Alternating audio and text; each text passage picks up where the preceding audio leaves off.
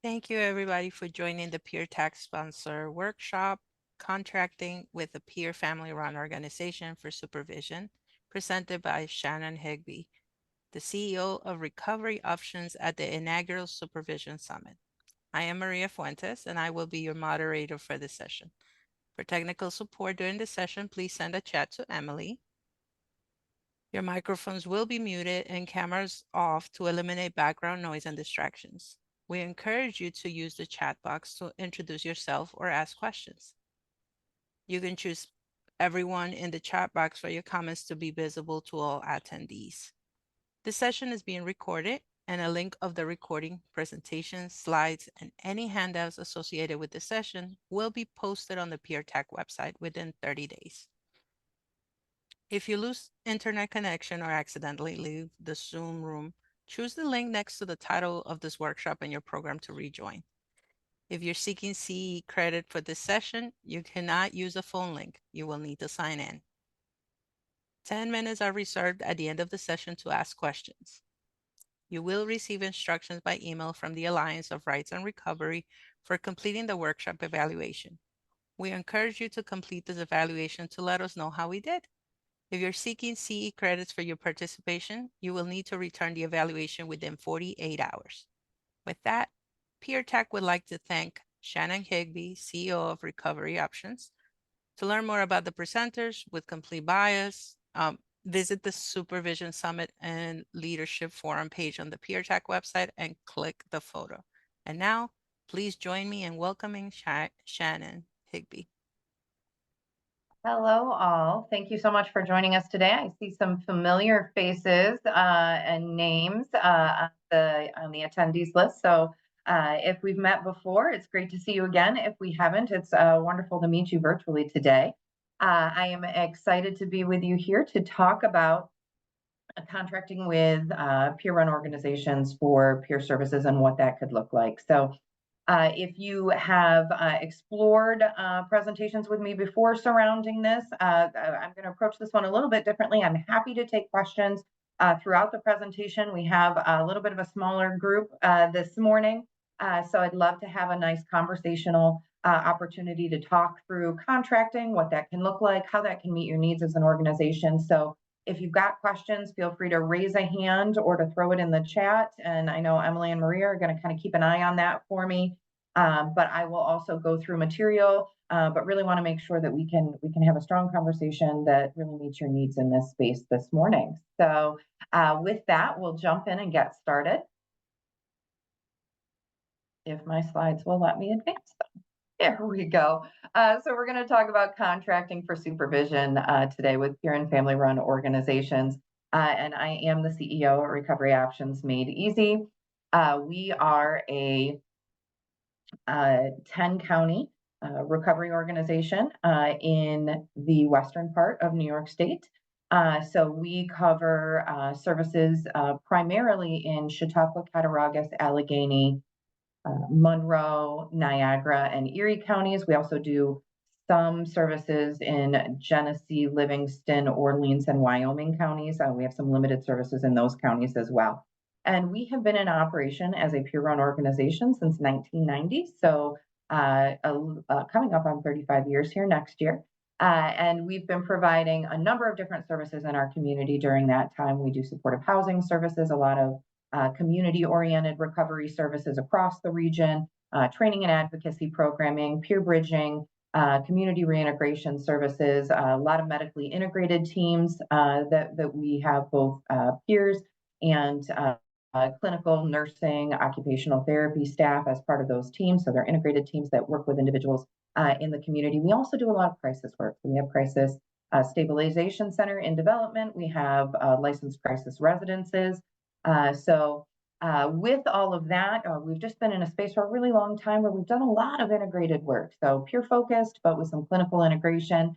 And so for about the last 20 years, we've been working closely with a lot of other community-based organizations as they've implemented peer services in various ways over the last 20 years, even more so in the last 5 years or so, as peer services have really seen a rise in their integration into multidisciplinary teams. So we've worked with everything from hospitals to CCBHCs to motors clinics to departments of social services, site-based housing programs, homeless shelters. So all different types of services, jail services. So we worked with all different types of services and community organizations to help them implement peer services, to help them design peer programming, to help them develop effective supervision programs, or to be their supervision for their staff and their that are peer-based staff in their organizations, and to provide technical assistance just from the top down in designing organizations that are peer services friendly and that really incorporate peer voice from the top of the organization down. So that's our expertise in this space. And so with that, we'll talk about why this might be something that you might want to approach as a solution as you're looking at implementing and integrating peer services into your organization.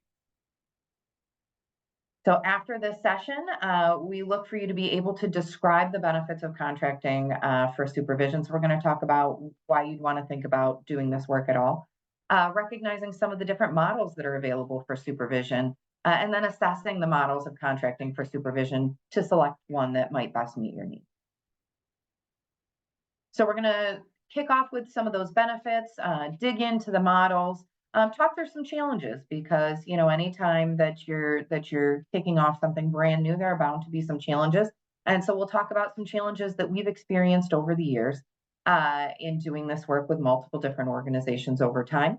We'll talk about benefits to investing in your peer workforce and some ways to do that with some tools for developing your peer workforce. So I like to kick off typically with a quick question. So this is the audience participation opportunity today. You can put it in the chat if you would, your answer to some of these questions. Does your agency already utilize peer services? Is it something you've already incorporated, or is it something that you're on the front end of incorporating? You're just starting to plan for that now. If you do have peer services within your organization, do you directly employ those peers as an organization, or do you subcontract with a peer-run organization for those employees? So they're an employee of a different organization, but they work within yours. How are you maintaining that peer employment? And then if you have already implemented peer services within your organization, or even if you're just starting down that path now, have you experienced any barriers? And if so, what barriers have you experienced in either employing or subcontracting for peer staff? What have you found that's been challenging? So if you take just a moment and answer some of those questions in the chat, and that'll help me really guide our time today, so that I can really try to personalize and address the needs of the group here today.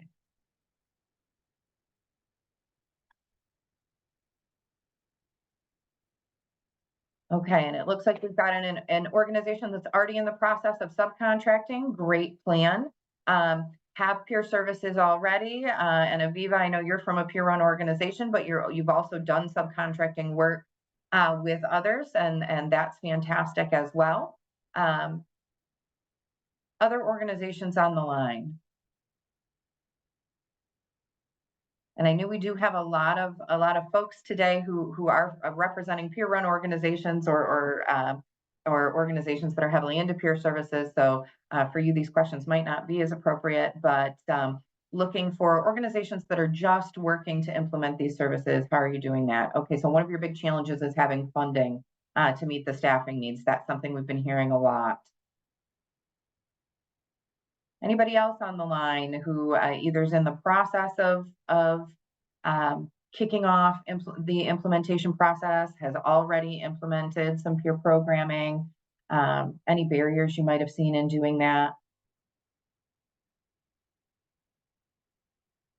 Some subcontracted mental health peers, but not substance use peers, working to implement some of those services on site. Okay.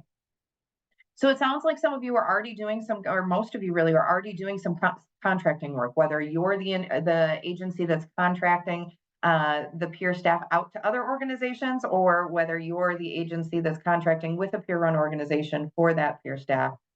So it sounds like there's some experience in the room with these contracting models. So as we go through, if you have questions or you'd like me to dig in or answer specific or address specific needs or barriers as we go through, please don't hesitate to jump in, and we'll try to give you some really in-depth tips and tools this morning.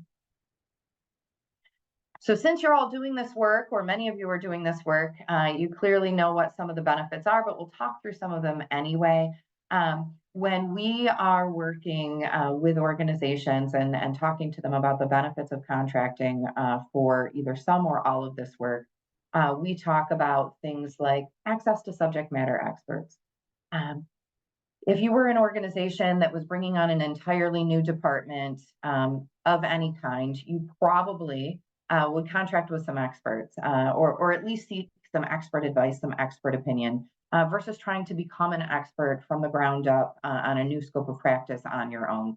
You're going to contract with someone. You're going to reach out to someone to get some of that expert opinion, probably to do some assessment and some consulting with you, to make sure that you have all of the knowledge that you need to do the work really well from the beginning. Because the more work that you put in on the front end and doing the work really well, the fewer barriers you experience, the fewer times you have to kind of go back and redo work, because you've really taken the time to dig in from the front end. You also often get a better recruiting pool of candidates. One of the things that we hear consistently either is that programs are having trouble recruiting peer staff, or that they're able to recruit peer staff, but they're having trouble retaining peer staff. And so those are two of the biggest barriers that we hear. Working with an organization either in your area or across the state that has some experience doing this work can really help to support you in accessing that larger recruiting pool, to find those candidates that you'll be able to retain, and support you in designing systems that help you retain them, really right at the front end, hopefully alleviating some of those barriers for you down the road. Peer organizations are experienced in the supervision of peer activities. So one of the things that we hear a lot from organizations that we work with is they're unsure of how they should adapt their supervision practices to best support the needs of peer staff. When you're talking about professional disciplines, and peers is a recognized professional discipline that's billable and that comes with a certification. When you're talking about professional disciplines, it is best practice to have some supervision that comes from an individual with more experience in that professional discipline than the individual being supervised, with some direct experience working within that scope of practice. And so if you don't yet have that in your organization, working with a peer-run organization is a way that you can access that experienced supervision to support your peers, to support their growth and development, to provide them with that mentorship from their scope of practice that helps to hone their skills and abilities, that helps to create confidence for them within their role. And all of those things do help support retention, which is one of those larger barriers that we hear about. It also provides additional layers of support for peer staff. When you're first implementing programming, one of the things that came up in our conversation already today are those funding considerations, right? Where do I come up with the funding to support the increased needs and the increased bandwidth in supervising an entirely new department, and in needing to have some expert supervision within my organization. So where do I come up with the bandwidth to create those internal experts, and then have them have the bandwidth to provide an appropriate amount of supervision to what often is brand new peer staff, not just brand new to you as an organization, but often brand new to the field, because there's such a demand for peer services right now. Many peers that are being employed by clinical organizations across the state are brand new to peer work themselves. They're newly certified. They've not had the opportunity for a lot of mentorship yet, and they're really just starting to begin to learn and grow. And so really having that mentorship from someone who's been doing this work longer than them becomes doubly important. And so developing that bandwidth internally can be costly. It can take a lot of time. It can take a lot of money if it's not something that you already have. But working with an organization that already has those things on board to access your peer staff is a way that you can really be cost effective in that recruiting space, and then in that supervision space. It also offers more professional development opportunities, not just for your peer staff, but for your staff across the board. When we might enter into a contracting relationship with individuals, we work with the organizations to offer them opportunities not only to develop their peer staff, but also to train the staff across their organization on peer services, peer scope of practice, how best to utilize peers, what are the expectations of a peer workforce, how to create strong interdisciplinary teams. So we're providing a lot of that training, not just to the peer staff, but to all of the staff from top to bottom, depending upon the needs of that individual organization.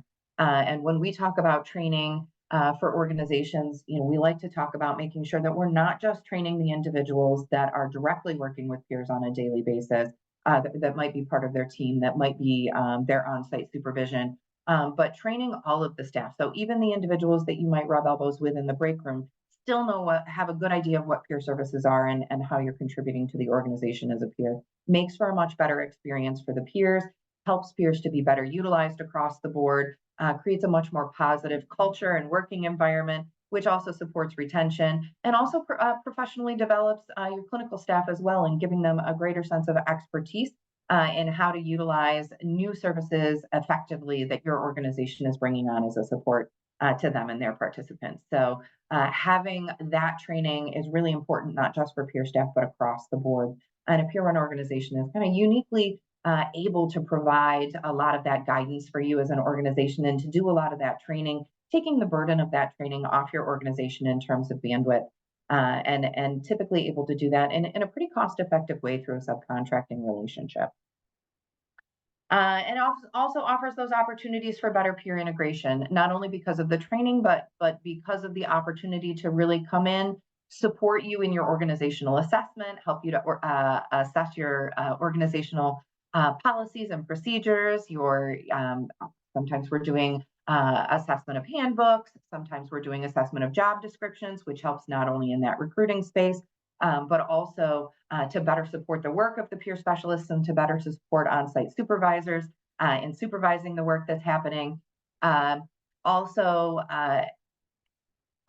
if you're working with an organization that has some expertise in those multidisciplinary team areas, has the opportunity to really offer you some best practices to support you in hopefully avoiding some of the bumps in the road when you're creating new multidisciplinary teams and creating space for everyone within those teams to fully execute their scope of practice, but do that in a way that's well aligned with the goals of the team across the board, and setting up spaces and places for peer voice to be at the table, and for that to be done in a really professional and supportive way for the organization and for the team. So can really help avoid a lot of barriers when you're first introducing peers to a multidisciplinary team as well, and give those opportunities for better integration and better usage of the staff that you're bringing on. It also helps in that kind of overall working toward that common vision or goal, helping you identify that common vision and goal, helping you identify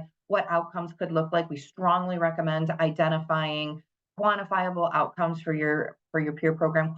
We want both qualitative and quantitative outcomes, certainly for programming across our organization. But for organizations that maybe have not onboarded peer services in the past, because it's a new scope of practice, it can sometimes be challenging to identify, particularly the quantitative outcomes that can support really demonstrating the good work that the peer services are doing as they come in. So helping you identify some baseline data in those spaces, onboard that peer staff, identify those outcomes, and support that peer staff in working toward those outcomes and being able to demonstrate those outcomes is really important. That really sets up the common vision and goal in terms of the outcome piece, but also the common vision and goal in terms of overall, how does this team, how does this service line fit within your mission, vision, and values? Have you thought through that? Have you talked through that?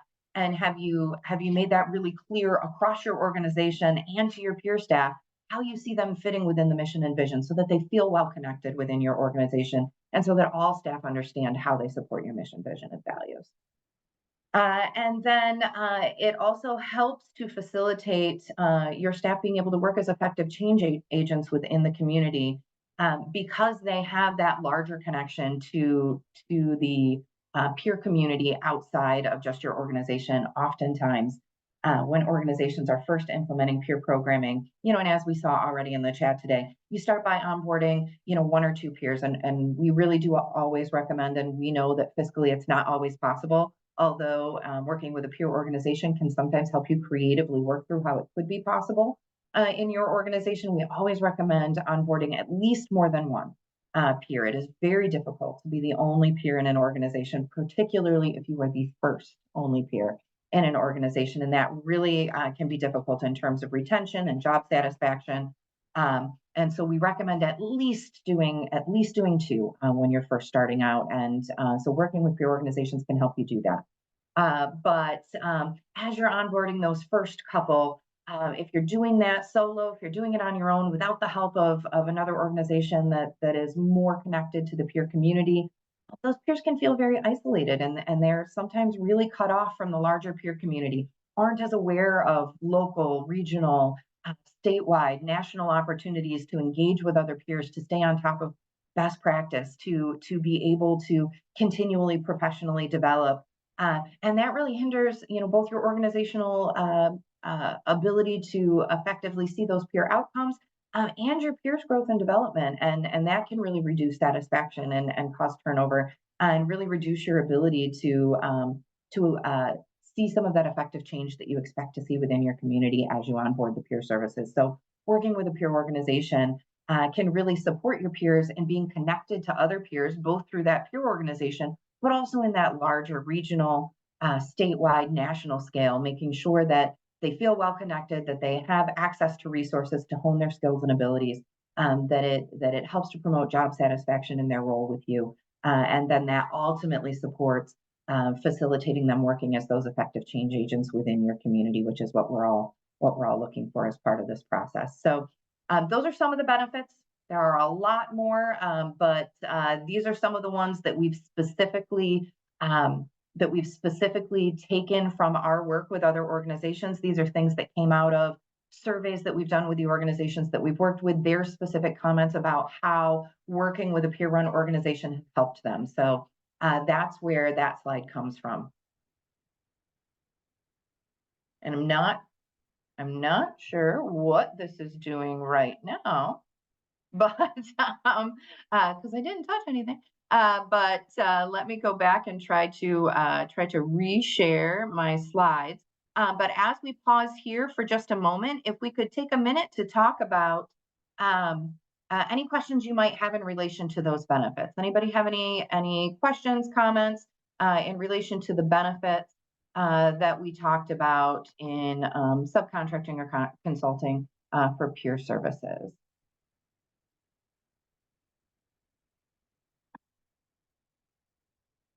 Okay, then we will keep moving.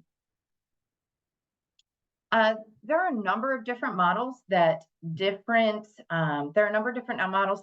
organizations utilize to contract with peer-run organizations for peer services and for different levels of peer services, depending upon the needs of the organization, how much they have the bandwidth and the expertise to do internally, how much they really need support from another organization, or just how they want to approach that. And so there are three major models that we typically see.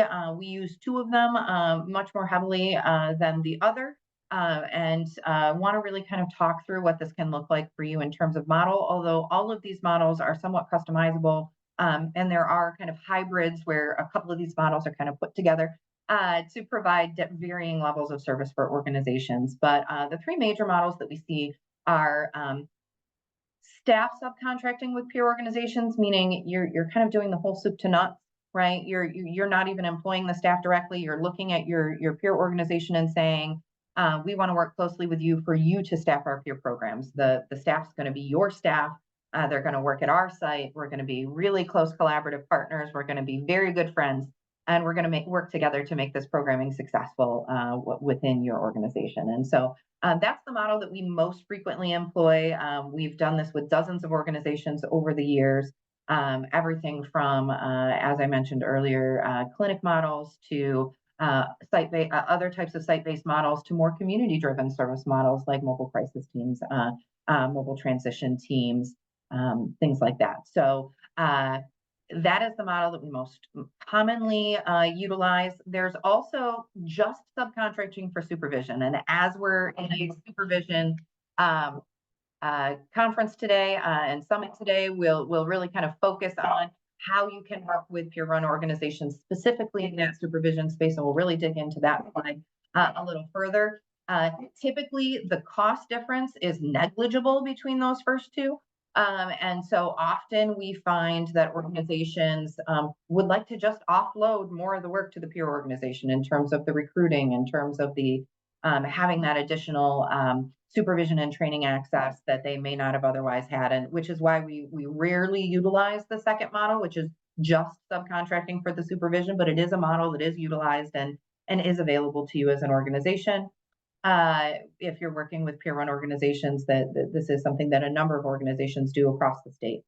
And then also consulting for subcontracting with peer-run organizations. That consulting piece is more of a technical assistance piece.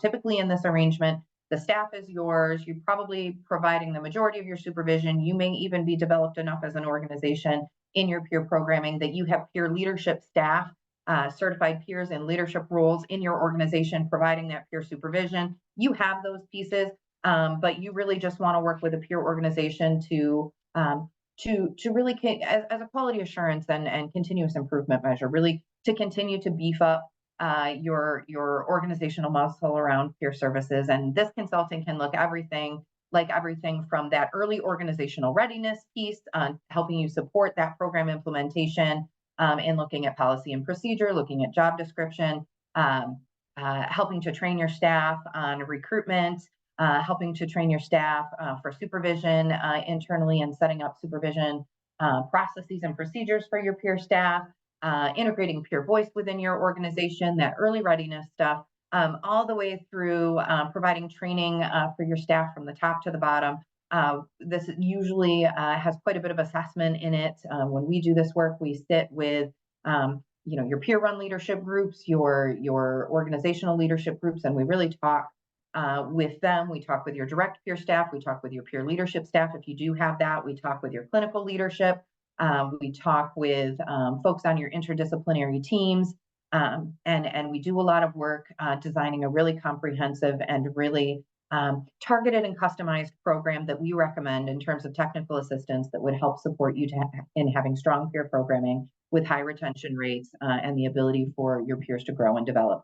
Even helping you design things like professional development pathways and career pathways for your peers to help support retention and growth. So those are the major models, and we'll dig into each one a little bit more specifically in the upcoming slides.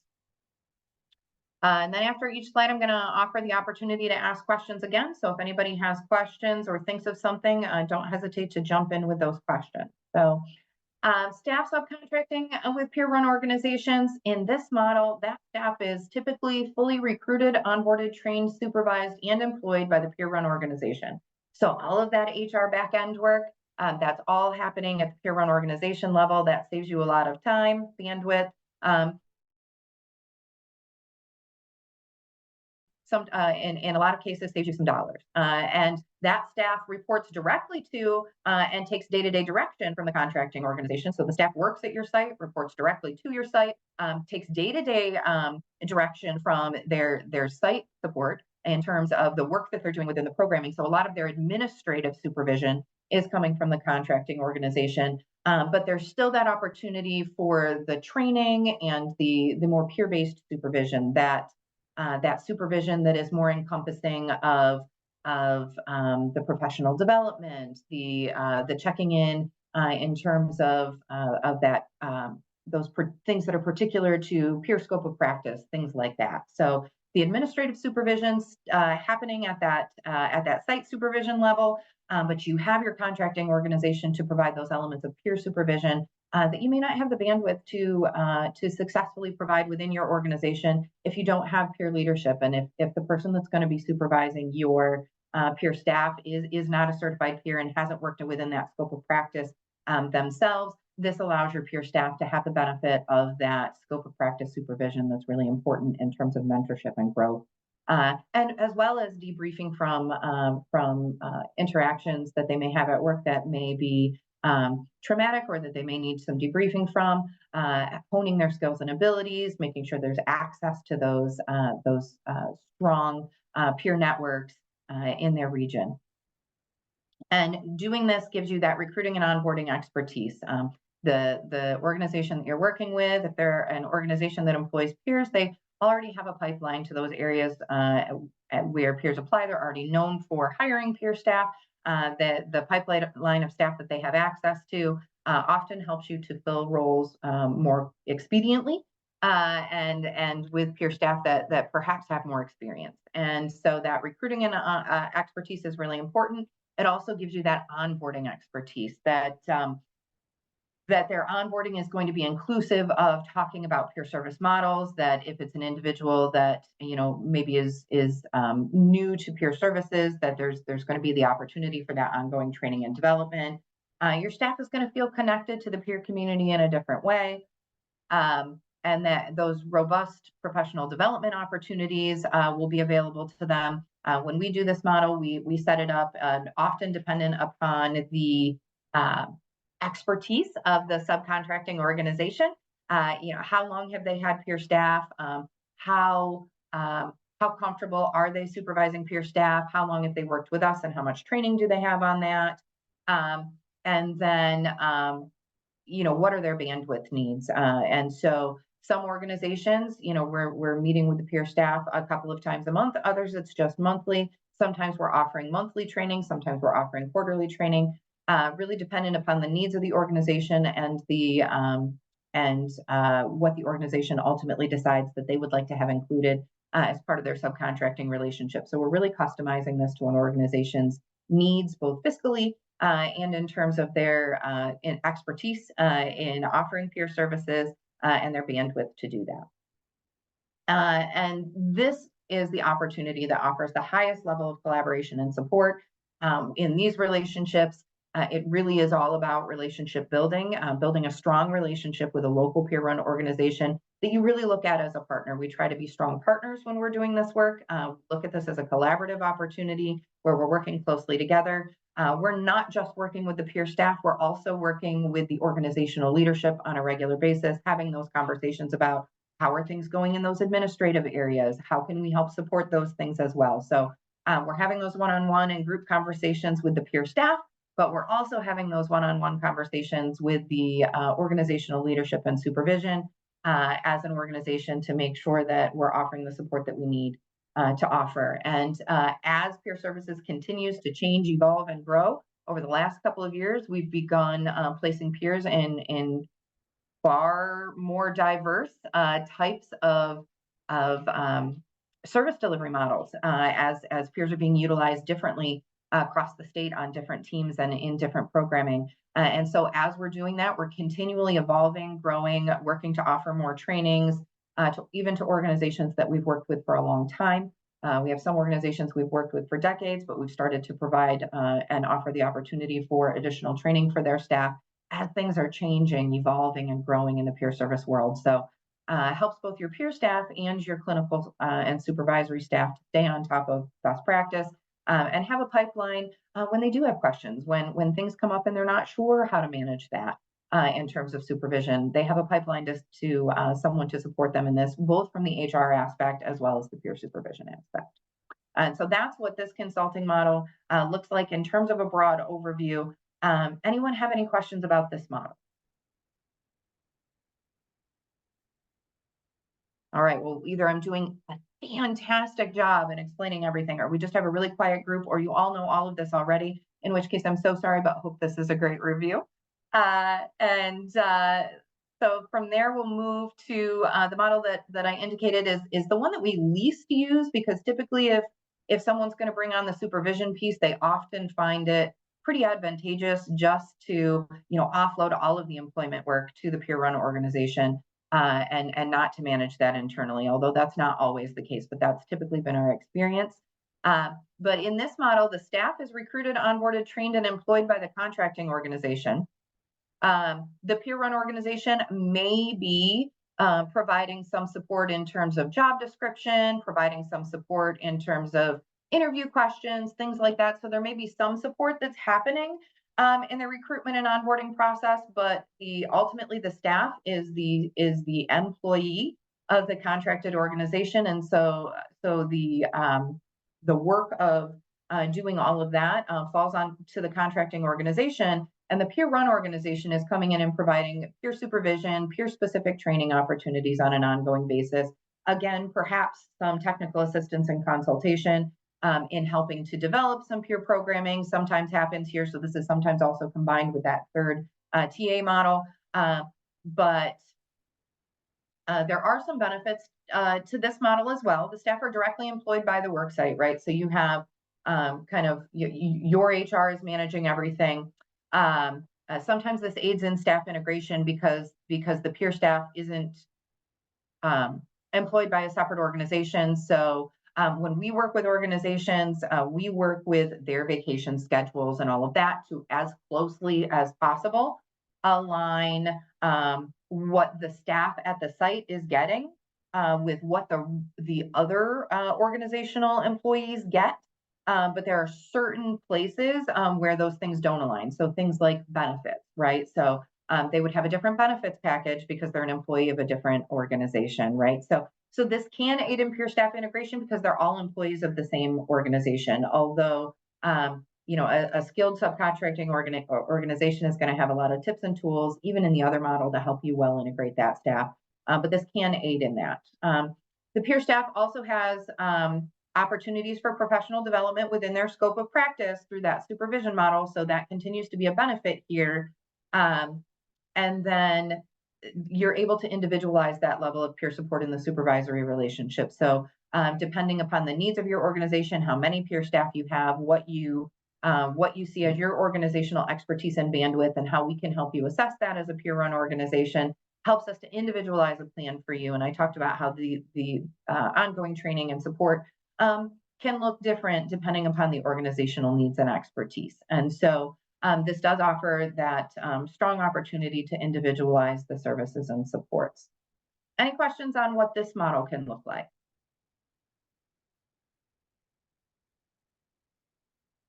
Okay, and then the last model, this is something that we see typically in one of two areas.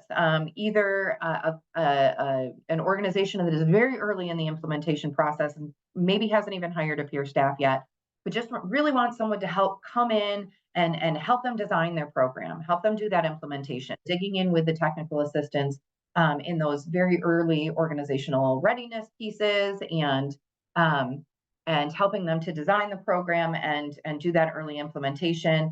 Or we also see this on the other end of that, where the services have already been implemented, but for whatever reason, as the organization grows, they've hit some barriers, they've hit some road bumps, or they're just really wanting to make sure that their peer staff has the benefit of the best supervision, the best training, the best professional development possible to help support that staff and increase retention. So that they're, even after they've implemented the program, they're coming back and saying, hey, we could use some technical assistance. So in this model, the staff is fully recruited, onboarded, trained, and supervised by the contracting organization.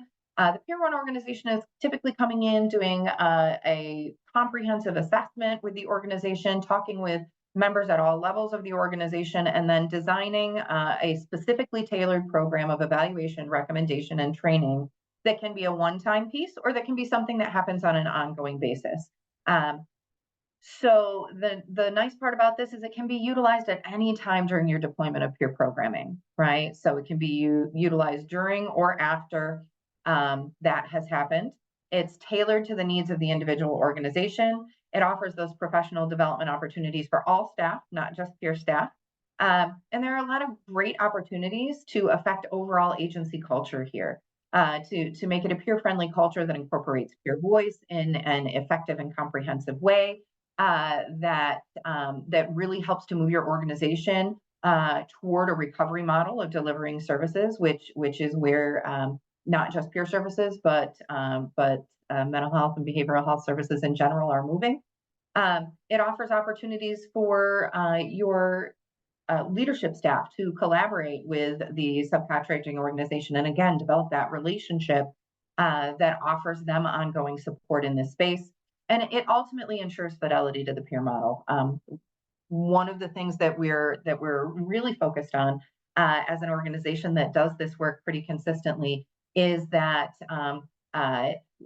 We don't do this work because there's a ton of money involved in doing it. Really, our heart is in this work because we want to make sure that peer services across the state and across the country maintain fidelity. We know that peer services are an evidence-based practice based on study after study after study after study, right? There are strong outcomes associated with implementing peer programming within your organization. But we also know that those outcomes come from maintaining a high level of fidelity to what peer services should look like in an organization, and supporting peer staff with appropriate professional development opportunities to help them stay on top of best practice, and to help you maintain a strong peer workforce.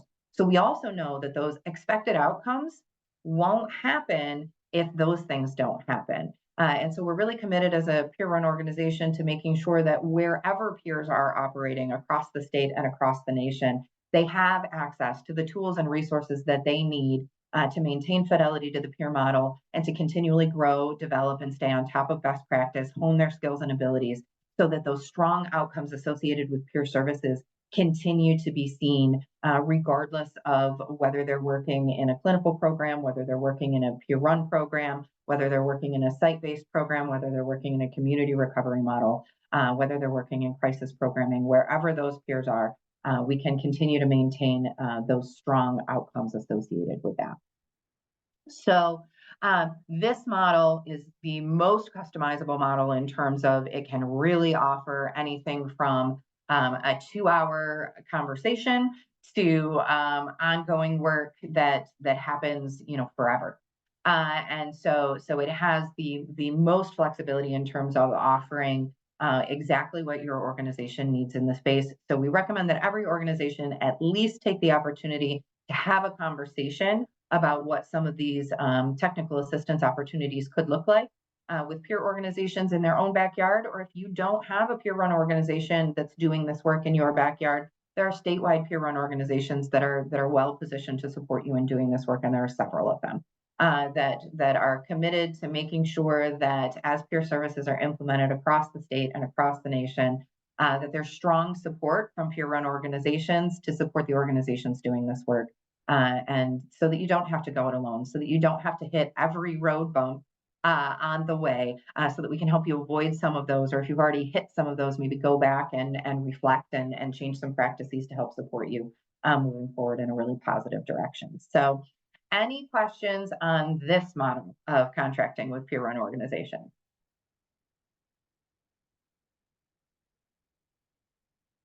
Okay.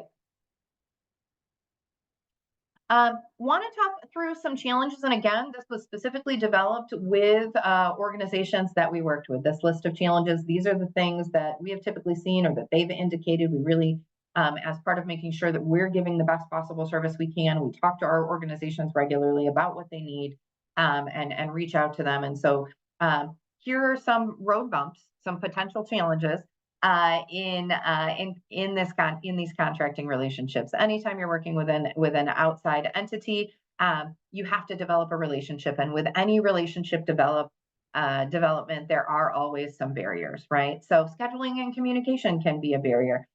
When we do recruiting for other organizations, we make sure that they're fully involved in that recruiting process. So we want them to see every phone screen. We want them to approve the job descriptions. We want them in on every interview. We want them fully involved, even if the staff is going to be our staff. We want the contracting organization to be fully involved in that whole process, because we're all very busy people. As you know, anytime you're involving more people in a meeting or in an interview, it does become a little bit harder to schedule. And so we've developed some tools over the years to help make that easier. We utilize a lot of virtual scheduling opportunities and other things to make sure that we are identifying the fastest way to be able to bring in potential recruits, to be able to interview with our potential site for them. And so it does mean that communication needs to be consistent and transparent. And when you're in separate organizations, that can be a little bit more difficult. So there is a lot more attention placed on making sure that there's strong communication and relationship building in those spaces. Sometimes there can be challenges in navigating the agency vision that we're working with and the peer model, right? If peer services are perhaps new to the organization, sometimes when we're doing our assessment, one of the things we're always talking about and that we've already talked about in this webinar today is making sure that there's opportunity to both decide and well communicate where peer services fit within your agency mission, vision, and values. And sometimes that's not overly clear.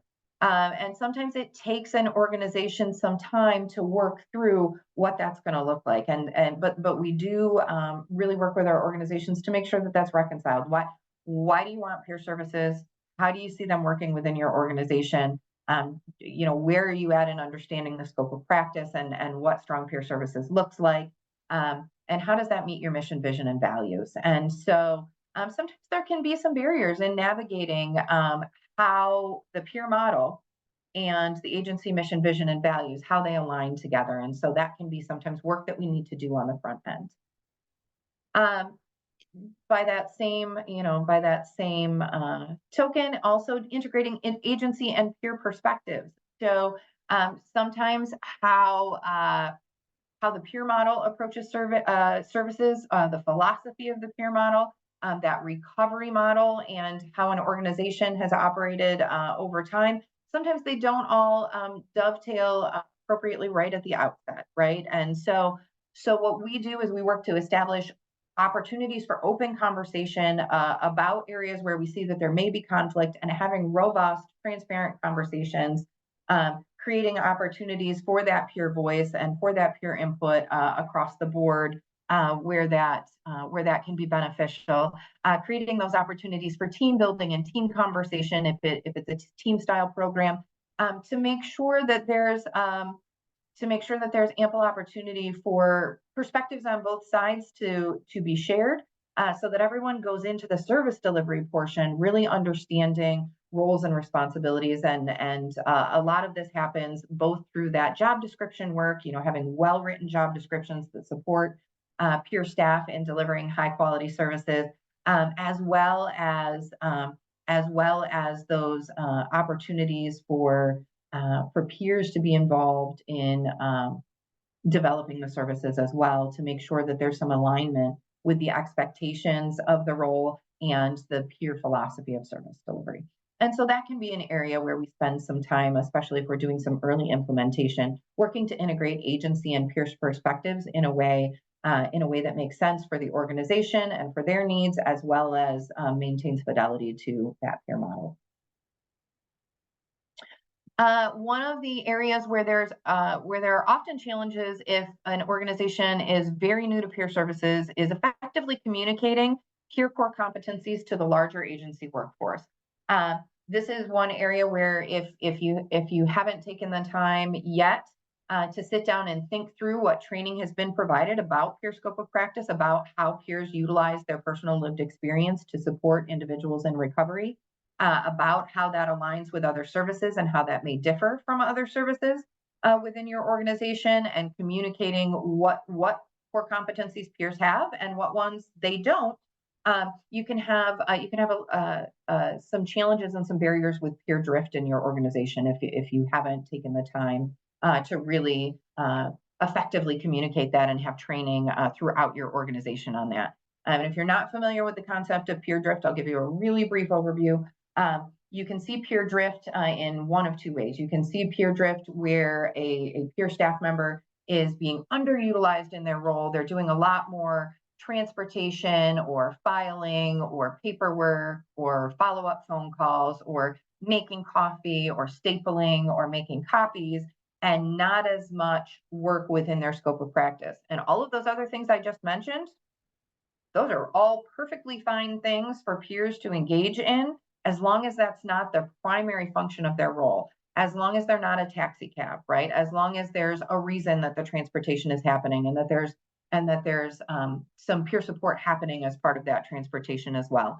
As long as that filing isn't, you're going to do all of the filing for everyone instead of doing peer services, as long as they're doing their own filing or their own documentation, as long as they're not doing all of the coffee making all of the time instead of doing peer services. I had one organization that we worked with several years ago that we needed to do a lot of work in this space. And I will share I won't say favorite example, because this was perhaps the hardest example that we worked through in this space, where they were very new to peer services. It was a crisis model of programming.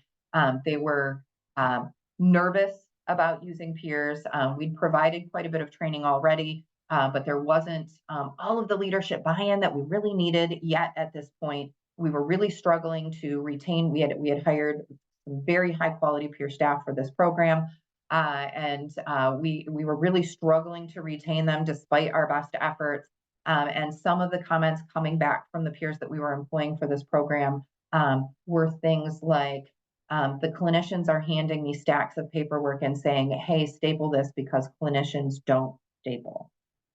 It is fine for peers to support their team in paperwork, as long as everyone is doing that work. When it becomes, we're using you to do work that doesn't speak to your scope of practice, that is purely administrative, and that doesn't support strong outcomes of peer support, that's when it becomes an issue. And so making sure that you're effectively communicating your agency's commitment to appropriately using peers and how to appropriately use peers across the organization, that's really important. That's an area where we often see that retention issues come from.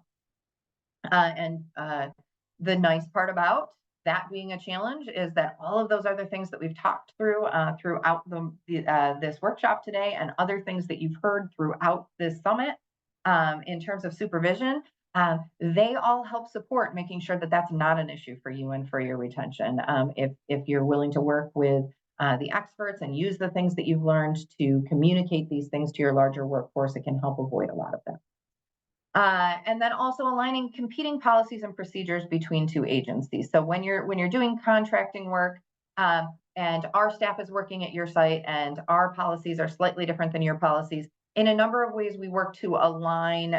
We have our subcontracted staff follow the policies of the site that they're within in a number of areas. But there are some areas where that's just not possible for legal reasons and for other reasons. So, in terms of things like dress code and hours of work and holidays and things like that, we work to align those staff with what is happening at their site. There are other times where policies may conflict at a level that either rises to a legal level or to an ethical level as a peer organization, that they can be more difficult to manage. And that's why it's important to choose a strong partner that you're able to have that open and transparent conversation with if you're entering into a subcontracting relationship, so that you can openly work through any issues with alignment and make sure that alignment is going to exist to support your peer staff in a positive way. Any questions about these challenges, or perhaps other challenges that you've had that you might want to jump in and ask a question on? These are some of the most common we see, but there are certainly others.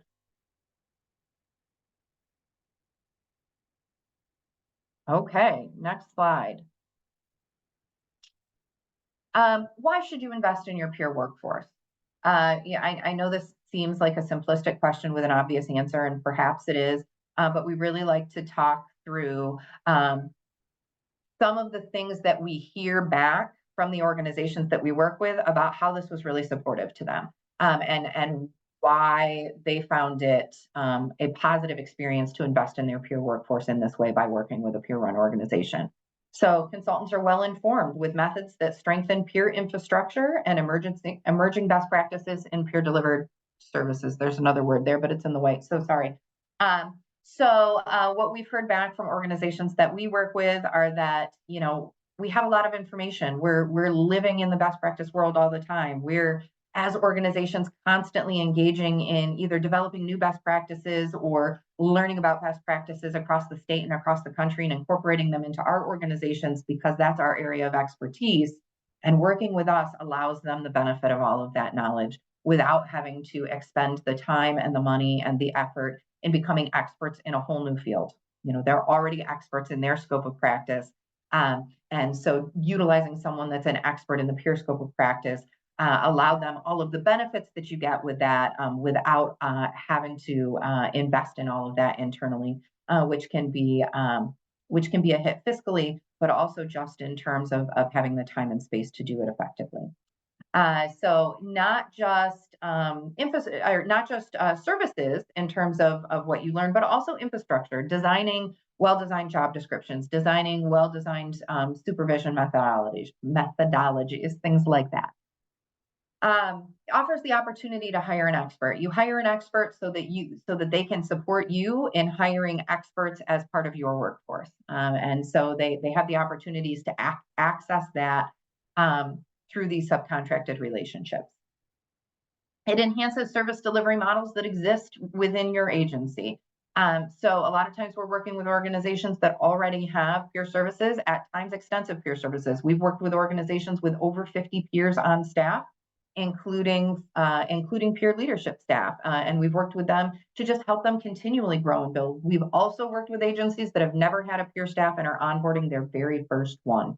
And so we have the opportunity to offer the expertise at multiple levels to help meet that organization where they are, to enhance service delivery where they are. There's always room for professional growth and improvement in all scopes of practice. And so this is really a QA/QI activity as well. It allows peers to feel supported by someone most knowledgeable on their scope of practice. One of the biggest barriers to retention is when peers feel like they don't have someone that they can go to that understands their scope of practice, that understands what they're experiencing in the field, that understands how what they're experiencing in the field affects them and perhaps affects them differently, that understands how to support peers in avoiding things like compassion fatigue effectively. And so having that support that they know that they can go to, having that additional level can really help to improve retention, but also help your staff to grow and develop, help your staff to feel comfortable, help your staff to feel cared about because you were willing to invest in them in that way.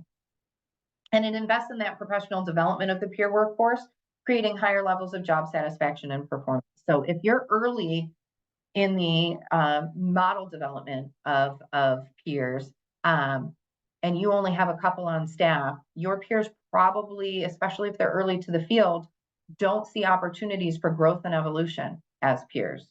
And they probably don't see opportunities for a career ladder or where they go next. And so they leave your organization and sometimes the field as a whole, which is incredibly sad because they don't know where they can go from where they currently are. If you're connected to a larger organization with a number of peer services that they deliver, they can see possibilities and opportunities, and those organizations can help you see possibilities and opportunities for communicating how you see your peer programming growing and evolving so that they can begin to see career paths. Because just like with any other career, whether it be in behavioral health or in something else entirely, if people feel like it's a dead end job, if they don't feel there's an opportunity for growth and development, they're going to leave for something else. And so we work to help you create a plan for eventual growth and development of your services, so that people can see a career path and that they hang in there with you for those opportunities to grow and develop with you, and that they can see that reflected in other organizations. They can see how it's possible so that they're seeing that modeled for them. So it gives them that hope for a future career for them as well. It creates those higher levels of job satisfaction, and when people are more satisfied, they perform at a higher level, and you retain them at a higher level. And it also outlines that clear strategic plan for program development. It helps to design those career paths for peers. It helps you to think from beginning to end. How do we want to incorporate peer voice? Where do we want to offer opportunities for peers to have some opportunity to give feedback, for them to be involved in our leadership and to offer their expertise from their scope of practice across the board. And when you design those things early, when you have a clear strategic plan for your program development, when you've outlined the outcomes early, and that you develop methods for collecting those outcomes in an effective way so that you can show the progress, so that you can appropriately reward peer services for the good work that they do, because you know what their outcomes look like, and you have a way to measure that. Those are all things that increase job satisfaction and allow you to grow your program over time, because you can prove the efficacy of your program, allowing you additional opportunities for funding and growth. Any questions about any of those things?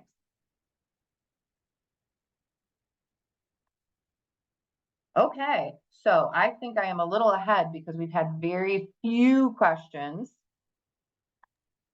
Yeah, we did great on time. But I'm hoping that some of you have some things that you'd love to talk about now. No one really has had a whole lot. I know a lot of you on the line, so I know you're pretty experienced in this work already. So no one's had a whole lot, but I'm hoping that you did find some value here. And I'd be happy to dig into anything I talked about or something I didn't. So go ahead, Rita. So I am really curious. I know you meet organizations where they're at. What do you do when you hit an organization that has a completely different view of what recovery is? That they see that people don't recover, that they don't believe in recovery, that they pathologize anything that might be trauma as opposed to somebody working through recovery. How do you work through that kind of lack of common understanding of what recovery is? We do a number of things, and that one organization that I referenced in the past, that's probably our best example of that. 9 times out of 10, and this is shifting. I will say this is shifting.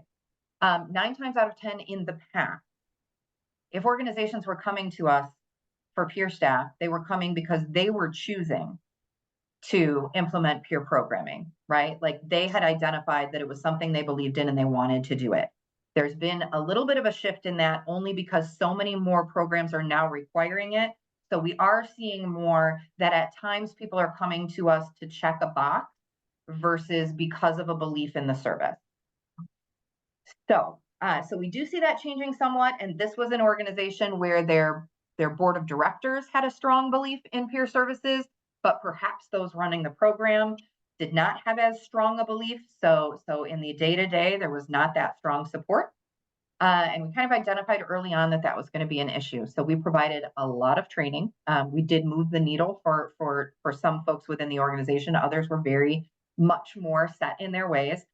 We also provided, we were doing full subcontracting with this organization. So we also provided significantly more oversight in how our peers were being utilized. We were meeting with their site supervision on a weekly basis, which isn't something we typically do. We were meeting with both the peers and the site supervision both on a weekly basis. Typically, we would meet with the peers pretty frequently, but the site supervision, we usually touch base depending on the needs of the organization, monthly, quarterly. Some of the agencies we've been working with them for 15 years, right? They don't need us every week or every month. But this organization, we were touching them constantly. We were providing consistent feedback. We were providing a lot of evidence-based information. We were kind of inundating them with positive value of what peer services can look like. As successes were happening, we were strongly highlighting them. We were doing a lot of congratulation with staff, a little bit more over the top than we might usually do to really help encourage them. Because even though there were 4 of them, they didn't hire just one. Even though there were 4 of them and they were all full-time, they were in a large program with a lot of other people, many of whom did not believe in what they did. It was a very difficult struggle. We did move the needle with some. We did not move the needle with others. What I will say is that it was a pilot program that we stuck with for the year that we were contracted. We did not continue in that contract, but they did ultimately see enough value in the peer services that they ultimately did decide to keep a couple of the peer positions. And over time, they have grown more in that space. But it was a space where it was difficult. And there are times where we will, this is the only time it's ever happened, but we have, in one instance over 20 years of doing this, needed to part ways with an organization because despite our best efforts, there was a level of resistance that we were not comfortable putting our staff in the situation because of the very difficult and bordering on legal definition of hostile work environment that they were experiencing. So having said that, that almost never happens. We do that one time, and we invested heavily. We never just walk away from an organization going, you don't believe what we believe, so we're done with you. We really work to meet an organization where they are, to provide as much possible common ground as we can find to build off of, and to build and work together. We've only found ever that in one instance that just was not possible. for our own ethical and legal needs as an organization. So I will be honest, there are times where it simply doesn't work.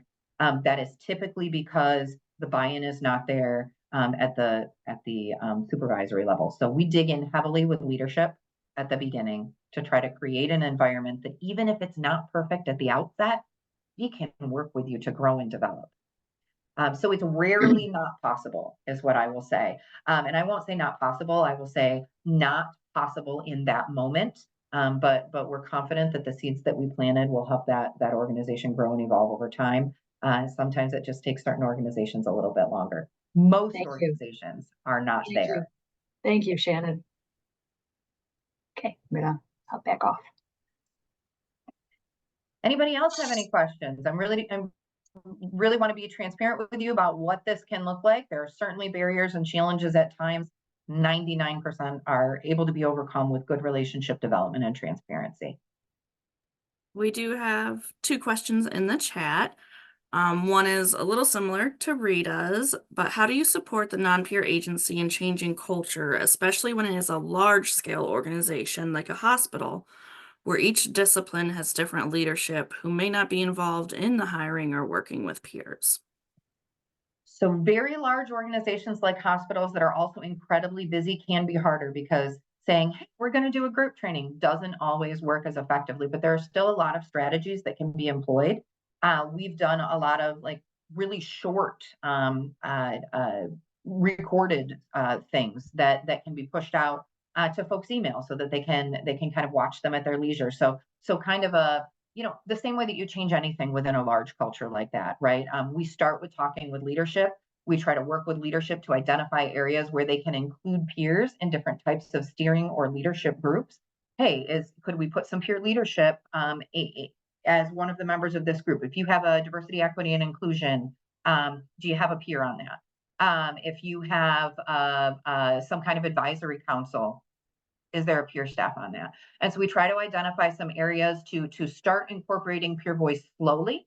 And we look for that low-hanging fruit initially. And then in terms of changing culture, it's got to come from the top down, but it's also got to be consistent. So we look for consistent ways to push things out, through email, or if they have, kind of those company whiteboard or other types of areas where things will be in their face or visible about peer services, and push them out regularly push out those resources to slowly change culture over time, and then heavily invest the training pieces, at least in the areas where the peers are directly working, because we know that we're likely not going to be able to train every staff of a major hospital system, right? That's just not going to happen. But heavily where peers are getting their supervision and where peers are working on direct teams, and then more of a widespread, kind of pushing things out in a lighter way. And then I see the other question is providing support for peers who are mostly field-based. So providing support for field-based peers, something that we do a lot of. We have folks on mobile transition teams. We have folks on mobile crisis teams with other organizations. And we identify regularly scheduled time right up front with the organizations that we're working with, that says, okay, the third Wednesday, and we work with the organization to find the time that best meets the organization and the programmatic needs as well. But the third Wednesday of every month, from this time to this time, we're doing group training with the staff. And then, the staff has a supervisor that's their dedicated supervisor on our end, that they can reach out to as they need, and that around their schedules, sometimes in the field services, they're shorter supervisions, right? They might be shorter and more frequent. Like we have this 15 or 20-minute block where we're going to check in. We're going to do that more frequently instead of pulling an hour block, because in a crisis program, an hour block out of the field just doesn't always work. But we identify some very specific time where everyone can get together for training. All programs, have to have an element of that anyway. So we just work closely with the organization. Because of the nature of the world now, we're able to do a lot virtually. Most of our field staff they have equipment that's built into their contract from us or from their site that we can utilize. So even if they're in the field and they're taking a meeting from their car with us, they're able to do a Teams meeting with us from their phone in the field to make sure that they're getting those moments of high quality peer supervision and training. So I hope that answers those questions. Thank you, Shannon, for the informative presentation. Thank you, everybody. Thank you to our sponsors at OMH, our partners at the Alliance for Rights and Recovery, and thank you to all of you, the participants, who took the time out of their busy day to attend this session. I put some reminders on the chat. I also added the link to peertag.org to visit us and get some more information. To access your next session, choose the title and click the link next to it on the Final Summit program. A recording of this session is expected to be available within 30 days of the in the PeerTAC website. And thank you for your participation in the inaugural PeerTAC Supervision Summit. We hope to see you again. Have a great day. Thank you.